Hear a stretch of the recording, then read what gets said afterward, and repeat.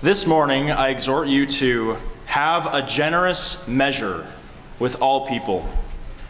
God tells us in Luke 6:38, "Give, and it will be given to you. They will pour into your lap a good measure, pressed down, shaken together, and running over. For by your standard of measure, it will be measured to you in return." In this verse, Jesus commands us simply to give. Give what exactly? And who are we giving to? In the context of this verse and the Sermon on the Plain, Jesus says that we must give good deeds, blessings, prayers, tangible items like clothing, and to lend. As for who we are to give to, Jesus says anyone who asks of you, including even your enemies. In short, we're called to have an overall generous disposition to give whatever is needed to whoever needs it, which of course includes those closest to you and extends out even to your enemies. And like the fifth commandment, this is a commandment with a promise. Jesus says, "Give, and it will be given back to you. They will pour into your lap a good measure, pressed down, shaken together, and running over." Jesus tells us to give, knowing that he governs a world in a reciprocal fashion. That means it tends to be true that those who give generously will be given back to generously. The prosperity gospel has definitely perverted this idea, but it shouldn't stop us from affirming what this verse actually says. This verse teaches that we ought to have a genuine, measured faith that if we give, we will be given to.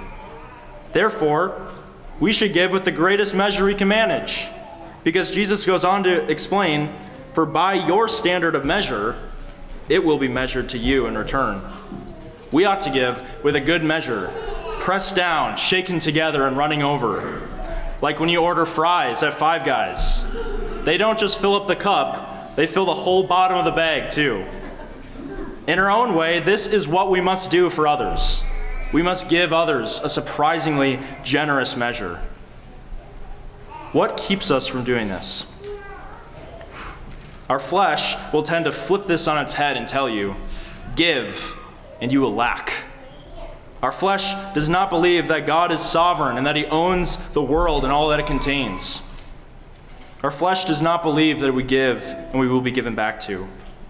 We might also feel the need to always qualify this verse until it doesn't really mean anything. We might say, "Give, and don't be so sure you'll be given anything back. God doesn't always bless obedience in the same way." Don't let this mindset snub the kind of faith that this verse is actually commanding.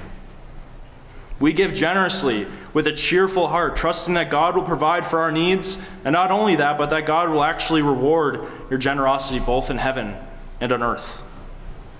What does this look like? Practically, you can give your kids or your spouse a generous measure of your attention, even when you feel tired and spent. If someone needs to borrow a book, cheerfully lend it. If someone wants to borrow your chainsaw, give them your bar and chain oil and your wedges too. If your neighbor's garbage can blows over, go pick it up. Give a generous measure of your effort and time to your employer or to your employees. So I exhort you this morning to give a generous measure to all and see what good things God will pour into your lap.